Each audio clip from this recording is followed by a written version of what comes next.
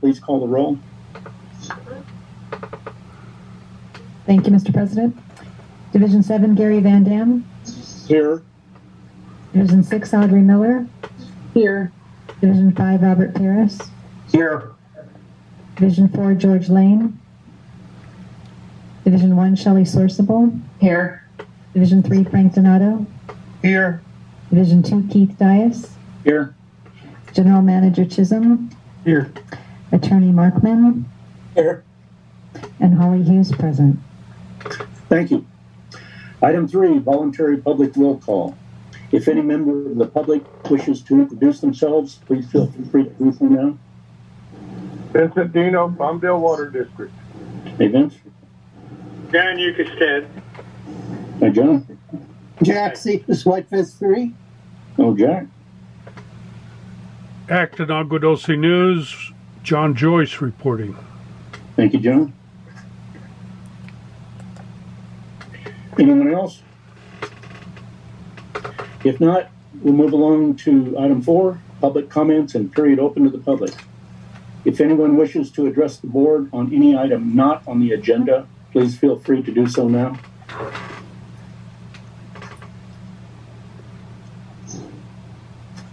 If there are none, we'll move along to item 5. Do I have a motion to adopt tonight's agenda? Mr. President, this is Rob. I move we adopt the agenda. Thank you, Rob. This is Director Donato. I'll second that. Thank you. Roll call vote, please. Gary Van Dam. Yes. Audrey Miller. Yes. Robert Paris. Yes. George Lane. Shelley Sourceable. Yes. Frank Donato. Yes. Keith Dias. Yes, the measure passes unanimously. Thank you. Item 6, presentation and workshop on fiscal year 2022-2023 budget. Dwayne? Thank you, Board President Dias. We have a presentation for you tonight to begin the process of adopting the budget for the 22-23 fiscal year.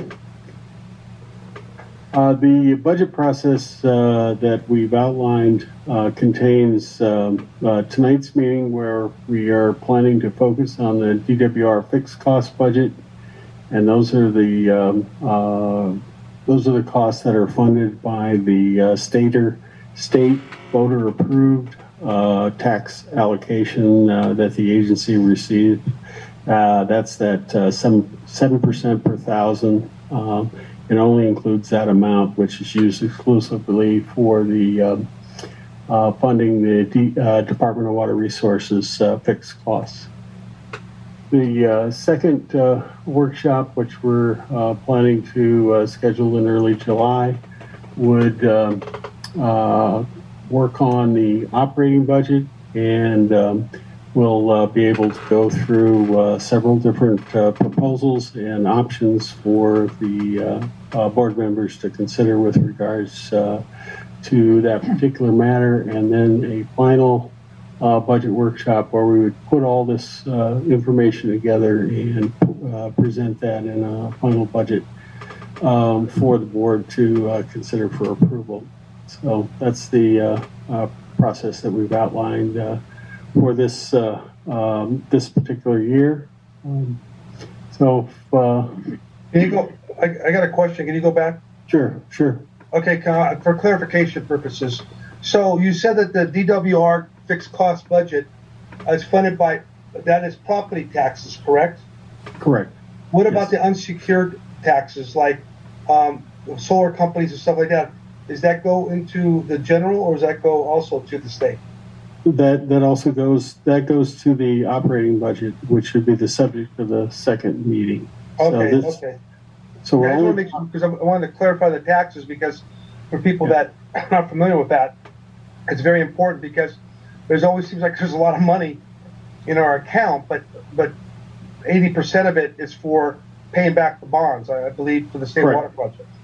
Correct. Okay. And so as we go through the presentation, we're only talking about one component of the property taxes. It's the largest component, but it's only one component of the property taxes. So This is intended to be a workshop, so please interrupt as you feel appropriate. We want to have an open discussion with regards to that. I also failed to mention that once we go over the fixed cost budget, we'll go over some assumptions that we have for completing the operating budget for next time, and we'll go through those with you also tonight. Can I mention something? Can I mention something else too? Sure. So I'd look toward AVAC to give us some kudos here. AVAC is probably the only governmental agency in this county of Los Angeles, maybe even the state, that has not raised the property tax since 1986. Is that somewhere close to it? It's I'll have a graph that shows that. Early 2000s is the time where we pretty much have a fixed rate, yes, on our property taxes. Thank you. So over 20 years. Okay. All right, as we go, as a way of background, we always try and provide these graphs for the board to give you a historical perspective with regards to our tax revenues. And once again, this is just the that component of the property taxes that are associated with the state of California voter improved indebtedness. And you can see from this graph here, because as I mentioned earlier, and I'll show you a graph in just a slide or two, our tax rate has remained constant. So what you can see here that you can see is some remnants from the property value crash that occurred, in 2008, and the residual with that. The little bump up, if you all remember, when everybody was buying houses based on cash, and then things kind of settled down, and you can see there's been a steady increase in assessed value. And that's what corresponds for this increase in total dollar amounts coming to the agency, because it's based on that assessed value. So as assessed value goes up, the agency receives additional funding to pay our bonds and our costs, what we call the fixed costs for the Department of Water Resources. This is a very important aspect, because our DWR costs are continuing to rise also. This next graph here gives you an idea of the historical perspective with regards to what those costs were. These fluctuates a little bit with regards to a wet year and a dry year, but you can see here that through 2010 and into this period in here, you can see it's kind of hit and miss, up and down. We had a very high year in 2016, which brought a lot of ire from many of the state water contractors. So DWR flattened out their cost estimates for capital and other types of costs, and they really, during this period, really began to budget. Previous to this, DWR had some budgets, but they weren't very reliable. Is the best way to look at it, and that's why you have this up and down kind of motion. And so you can see what has occurred is they've gone into their asset management programs. They've determined that their system, being the DWR system, is going to be in need of considerable amount of repair. It's from, it's about 30, 40 years old now, and just like some of the AVEC facilities, you can see that some of their facilities are beginning to show their age. And so this cost escalation is associated with that. Also, the major expenses that we've been working with the State Water Committee here at ABEC, with regards to the voluntary agreements and the potential costs associated with that, which aren't included in here. Also, the subsidence on the San Joaquin portion of the aqueduct.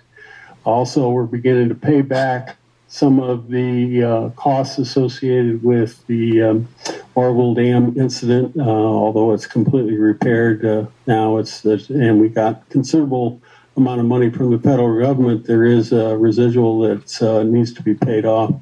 And as I mentioned, the asset management program, not to mention the Cal ISO, which is California Independent System Operator, and the expected costs that we will see as the actual grid gets improved over the next 10 or 15 years. So as DWR has gone into this budgeting program, they've realized that they need to repair and do a lot more things into the future, and we can anticipate there'll be an increase in those costs, and you can see that over the last 2 or 3 years. Any questions with regards to that before I move on the revenue side or the cost side? Okay. So here's the map that I showed you. We went ahead and went way back to 1960, and we looked at all of the tax rates. And this side here is in cents per thousand, and you can see that in the 70s, you can see we had 0.35 cents per thousand. So it went up and it came down, went up, and there was some movement back and forth. And then between the early late 80s, early 90s, you can see that the rate has come down, and then it's stabilized down here as you can see at 7 cents per thousand. So it's interesting, if you remember that assessed value corresponds to how this whatever the tax rate is. If you have a lower assessed value, then you have to increase the tax rate in order to be able to cover your costs. As your assessed value moves up, then you have you can have a smaller tax rate that's corresponding to that. So this graphic here shows you what the fixed budget looks like, and you can see from if we look on the revenue side, and once again, this is just the revenue from that tax rate that's from the voter-approved tax revenue. You can see we had budgeted a little over $29 million in 2021, 2022, and then we've increased that due to an increase in assessed values up to $30,800,000, and that's our what we have as far as the revenue is 3.88% based on those numbers. If we move down to this portion in here, this is the State Water Project fixed costs, and then those are DWR has several different types of costs that and I'm showing you here kind of the breakdown of what those costs are. We got our revenue bond costs. We have the conservation facilities, what they call the delta charge, and that's associated with the dams and the reservoirs that are associated with that. And then we have the transportation cost, which is the capital portion of that transportation cost, which was the payback of building the pump stations, the canal, and so forth. And then this minimum operation, maintenance, power, and recovery cost. This is the minimum cost that is necessary to maintain the conservation facilities, the transportation facilities, and that we have to pay that cost regardless of whether we get a drop of water. So it's the very minimum that's necessary to cover those minimum costs that are associated with that. So they are true fixed costs. And then there's a couple of additional items in here. You got the East Branch enlargement bonds. You can see the cost recovery on that. The East Branch Devil Canyon. You can see we have a very small portion of that because we're upstream of most of that work that's involved with that. The Offord Aqueduct costs have gone down over the last several years and will continue to go down further. And then the Tehachapi Second Afterbay facility, you can see the bond costs associated with that and the Tehachapi bond cover charge. So those are how it's broken out by DWR. And you can see that once again, our budget last year was $27.99 million dollars, and you can see we're a little over $30,101,000 for this year. Any questions with regards to the revenues or the expenses that are associated with this portion of the budget? Okay.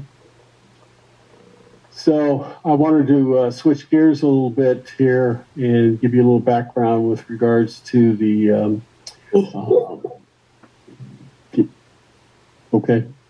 with regards to the our reserves. We currently have 5 different reserves. These four are associated with the operating budget. We'll talk about those more when we meet again. And what those look like. Here's our state water contract reserve. And so this is exclusively for this large DWR budget, which is close to half of our total budget that we have for the agency. And you can see the reserve amounts that and how we've set the maximum and the minimum for the reserves is 50% of our state water bill, fixed bill, or up to 100. So in this case, this particular year, that would be between $15 million up to a little over $30 million. So somewhere in that range is where this reserve should be, according to the policy that's been adopted by the board. Any questions with regards to where we are with that? Hearing none.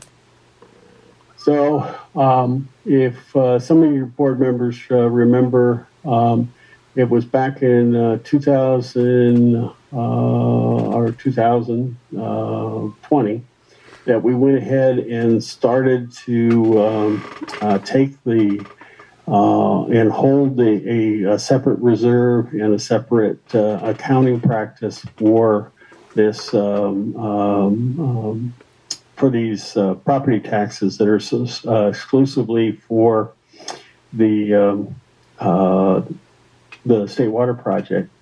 And so what we did was we started with our revenue and then the actual state water costs, and then the revenue and the state actual costs. So what we did was we had zero reserve in 20, and at the end of that year, we had about $6 million.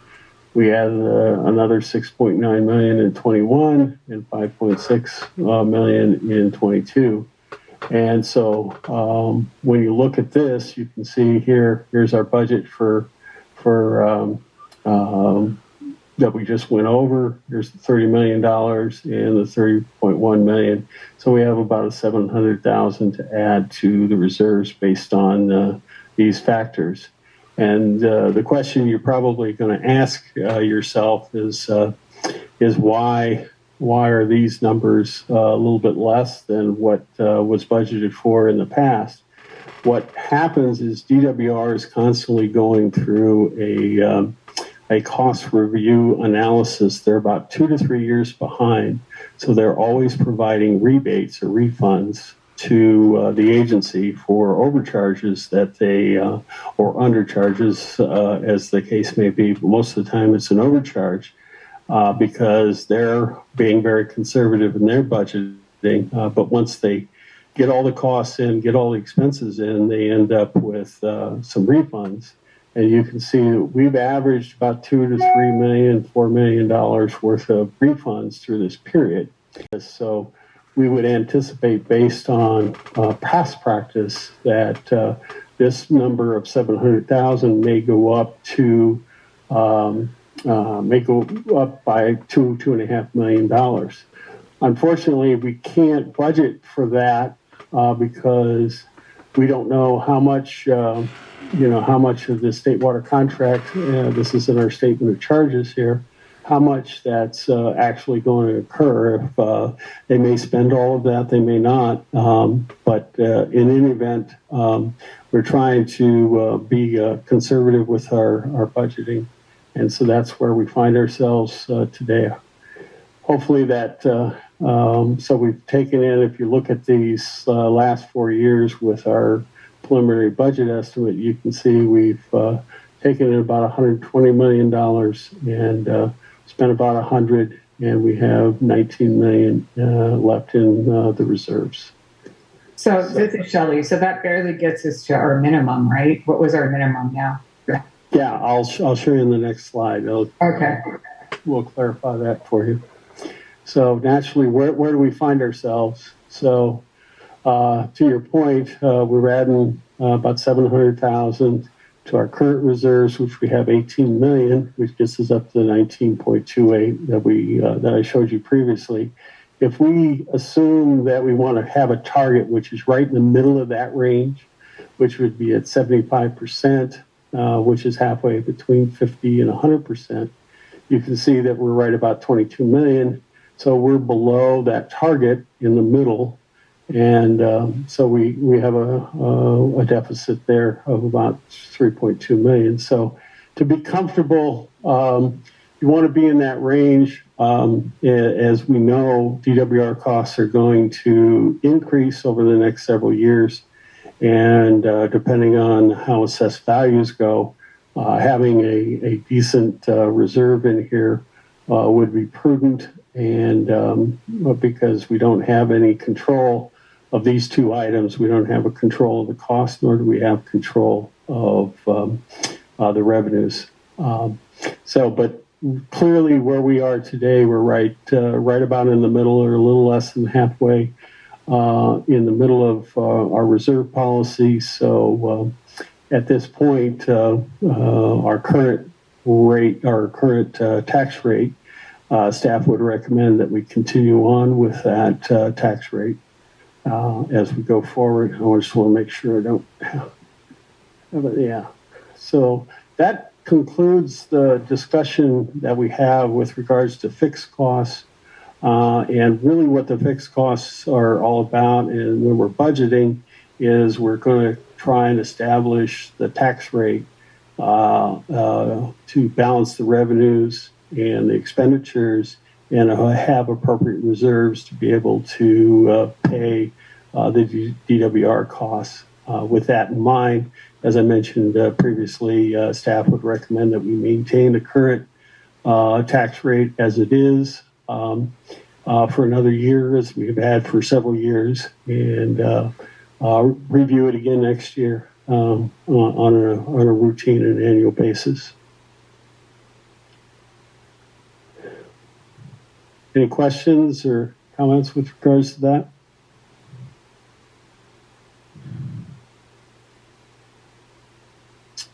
If not, we'll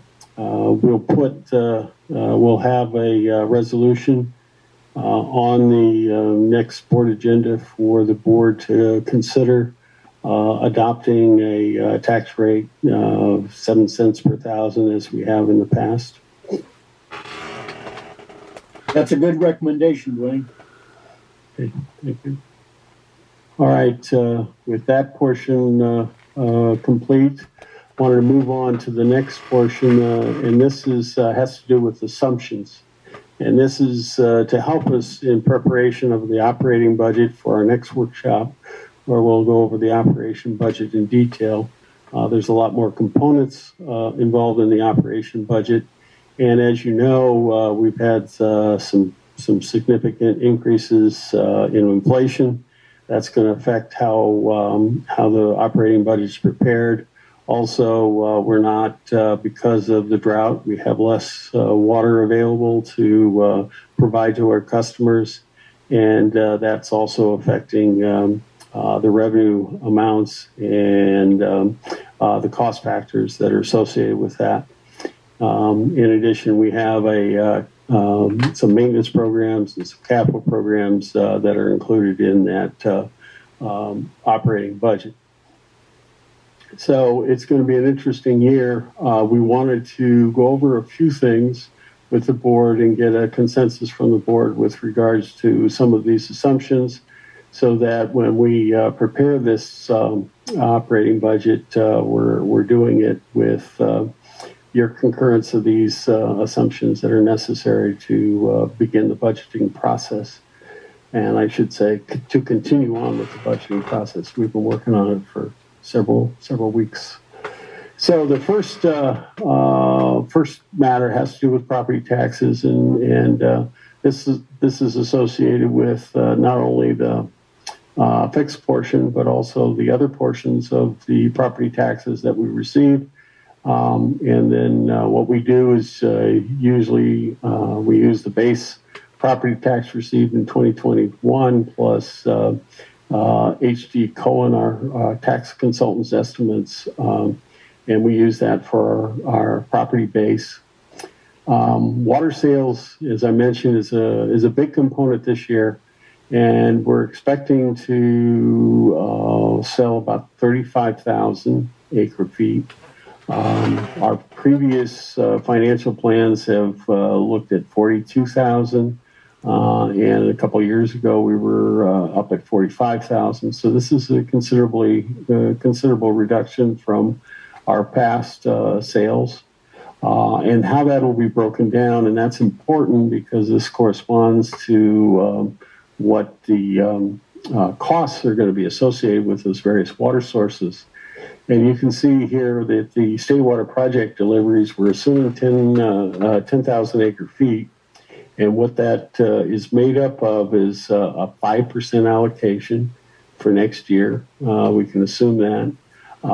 That gives us about a little over 7,000 acre feet. And then the dry year programs and maybe some pump-in programs might provide us another 3,000 acre feet.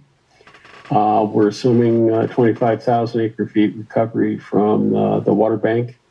And current variable costs are $362, and we expect those to increase. So we'll factor that into the budget moving forward. So that's kind of that is our recommendation with regards to how we work our budget based on that expected water sales for the next fiscal year. Brian, this is Shelley. Sure. Item 2, the water sales, those expected numbers, are those based off of what our customers have told us their demands are going to be? That's based on our capacity to deliver as much. We have demands above this, but this is what, with a 5% allocation year, this is what we can expect to deliver adequately through our system. So there's greater demand than the 35,000 acre feet, but we can't deliver any more than that during the next fiscal year, unless we get a greater amount of water. It's going to rain eventually, and we don't know when that's going to be. If we get a 10 or 15 or 20% allocation, then obviously we'll have to relook at this. But for budgetary purposes, I think it's prudent to take this is very similar to what we're doing this year. We might be a little bit higher than this, but it's right around that 38,000 is what we're able to deliver this year. Okay, so that's about what they needed in supplemental water. Yeah, they would like more, but we can give them only what we can give them. If we don't. But traditionally, haven't they asked for more and not taken it all? So we should be like, yes. Okay. Yeah. They shoot high and then they take usually something less. Agreed. Yeah, we've seen your requests can go up to 50,000 or more, and then usually, you can request it. There's no penalty for not taking it, so therefore, you can see those numbers come down some, and that's traditionally what has occurred. They give us a timing as to when they think they would need it. Obviously trying to peak out in the summer months. So we that's true. It has gone considerably higher than that, but because of the low allocation, we just don't physically have the ability to deliver more than about 36,000 acre feet is a reasonable number.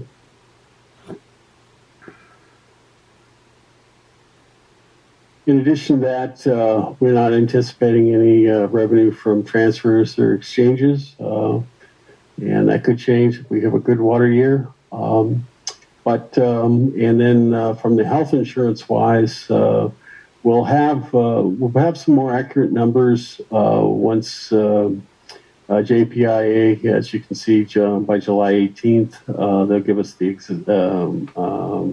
we will get those rates, and then we can, be a little more precise. But for preliminary budgeting processes, we've looked at 5% for Blue Cross and Kaiser and 10% for life insurance. But our life insurance costs are relatively low, so even 10% of a smaller number is not a large dollar amount number for that. And so those are the initial assumptions.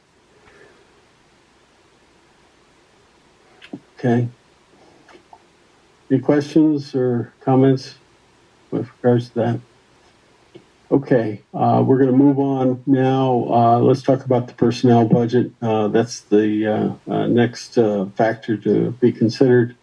So this chart here, what it's attempting to do is provide you with the costs that are associated with not only wages, retirements, Social Security, life insurance, health insurance, dental insurance, vision insurance, and employee assistance program costs.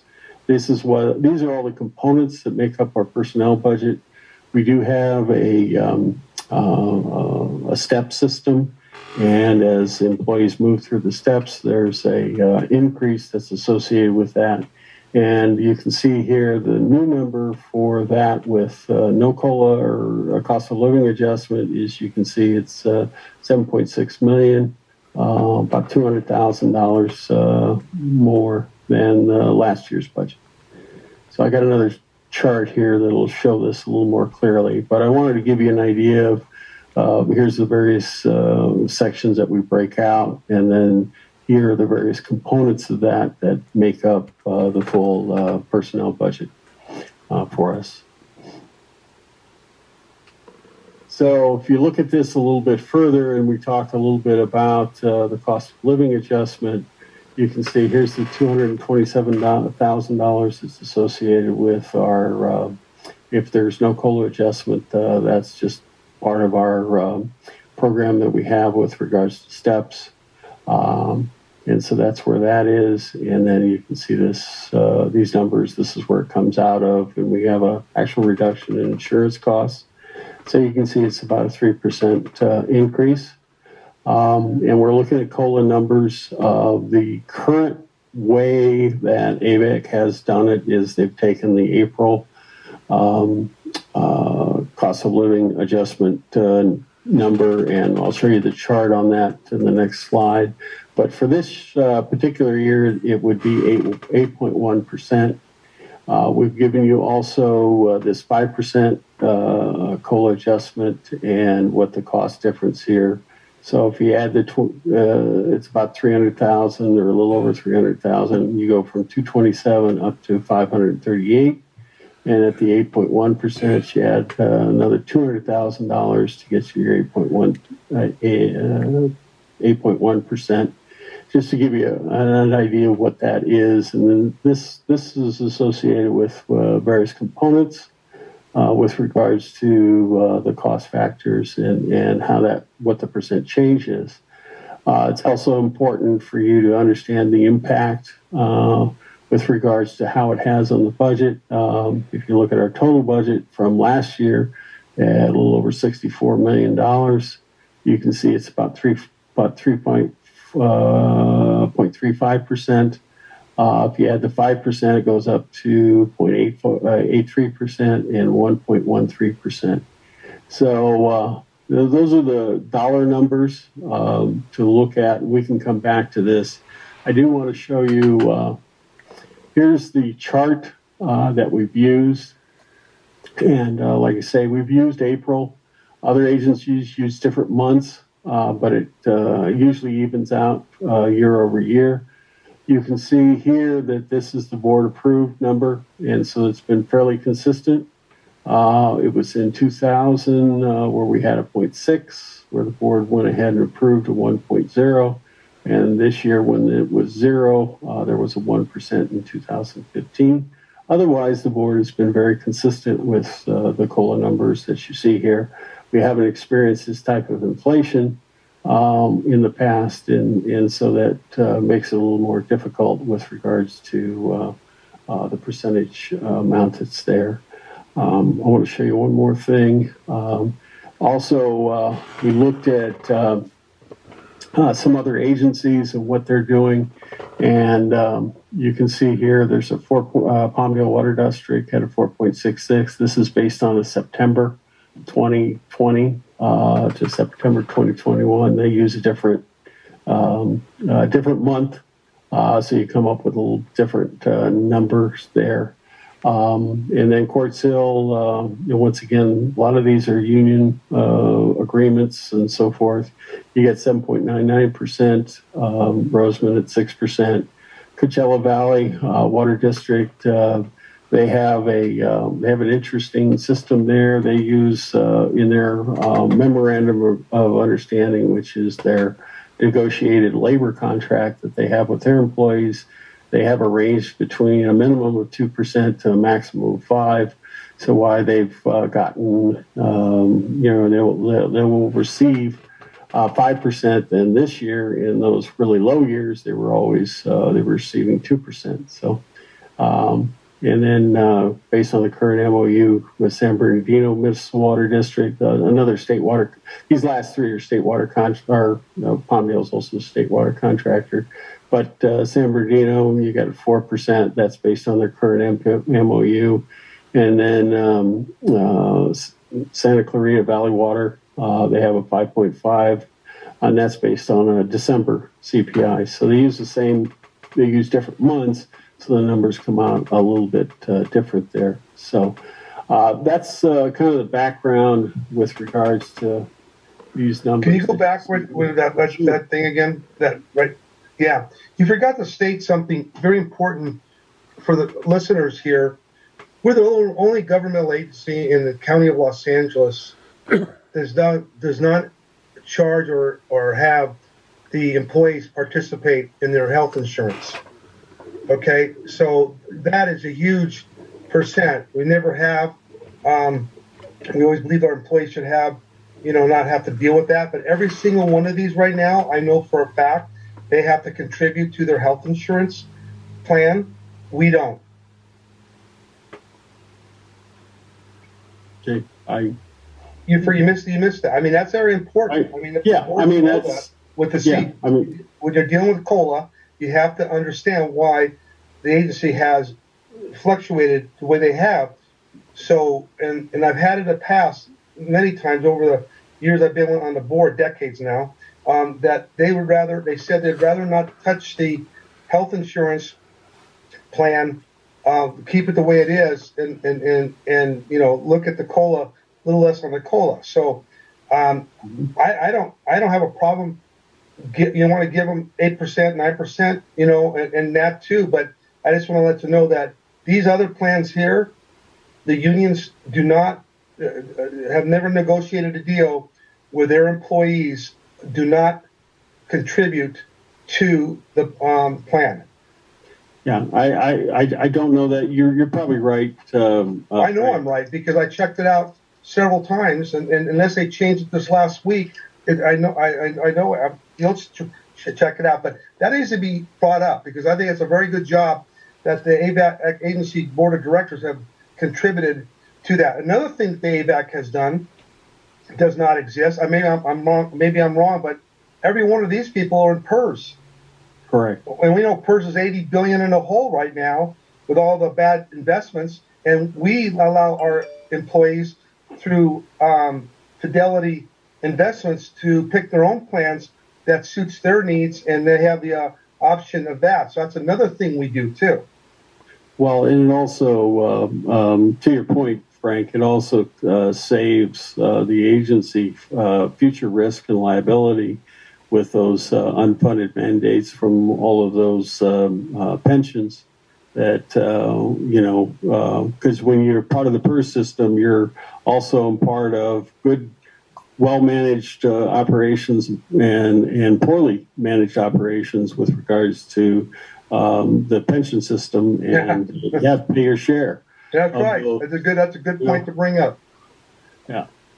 So, and it could be a fairly significant future liability. So, and we don't have, we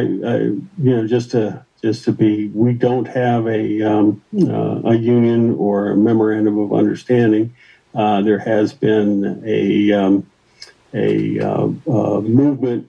There has been a great amount of cooperation between the staff here at AVAC and the directors, and you can show it shows in the work that they do, and the cooperation that we have between the board and how we operate. So, yep, we have excellent employees, no question about it. Yep.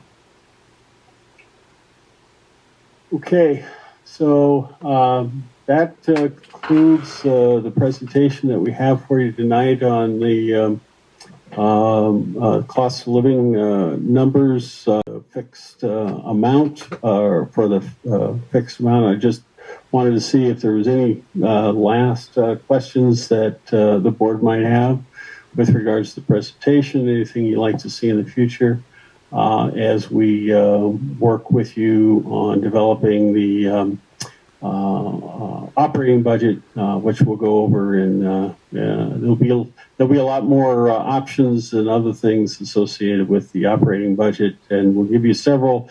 What we're planning to do is give you several different options with regards to that budget. To look at what the minimum costs are to maintain the operating budget. If we have to defer, what capital projects and other maintenance projects we have to defer, and what we can increase or can increase based on what the various water rate increases might be.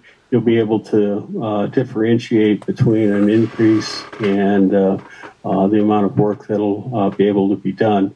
With these set of assumptions, primarily with the water deliveries, we can now more accurately estimate what our future costs are going to be, and also that'll define our revenues, and we'll be able to look and see exactly where those at, and give you some opportunities to comment and review the various options that we have available to us.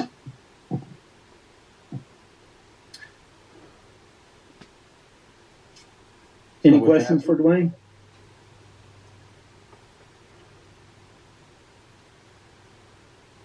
If not, Dwayne, thank you very much to you and your staff for beginning the budget process early. Great presentation. Thank you very much. Yeah, I would like to comment too. I think you did a really good job on this. It's probably one of the earliest I've ever seen since I've been on the board, and very detailed, and should make it easier for the board to make decisions. That's right.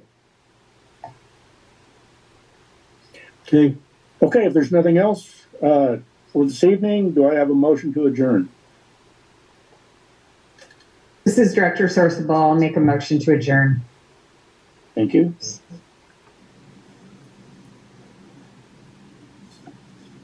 Director Miller, I'll second. Thank you. Roll call vote, please. Gary Van Dam, Yes. Audrey Miller, Yes. Robert Paris, Yes. George Lane, Shelley Sourceable, Yes. Frank Donato, Yes. Keith Dias. Yes, the measure passes. We are now adjourned. Thank you all very much and good evening. Thank you, everyone. Good job, staff.